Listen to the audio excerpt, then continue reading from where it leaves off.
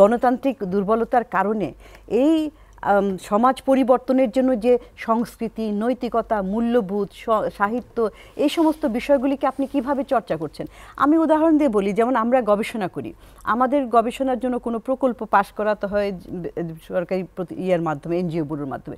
একটা সময় ছিল যে যখন আপনি ওই শব্দগুলো, সুশাসন, করাপশন, গণতন্ত্র, এই শব্দগুলি যদি কোনো প্রপোজালে থাকে, তারা সেগুলো পাশ করবে না। এগুলোর মাধ্যমে আপনি জনগণকে সচেতন করতে চাচ্ছেন, তাদের অধিকারের কথা বলছেন, তো ওই ব্যবস্থা থাকলে আপনার প্রাতিষ্ঠানিক সক্ষমতাই তো বাড়বে না, সমাজ পরিবর্তন দূরের কথা। ওই চর্চাটা এবং ওই ইচ্ছাটাই কিন্তু আমাদেরকে চলমান রাখতে হবে।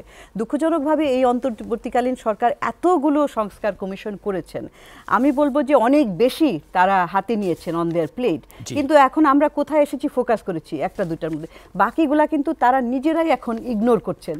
তো পরবর্তী সরকার এসে কি এইগুলাকে তারা কাজ করবেন? তো এই যে সময় একটা হলো কালক্ষেপ, তার মানে হচ্ছে যে কিছু কিছু ফোকাসড ওয়েতে করণীয় অ্যাকশনেবল কিছুর মধ্যে দিয়ে প্রথম থেকে করলে হয়তো আমরা কিছু আর কিছু করা সম্ভব ছিল।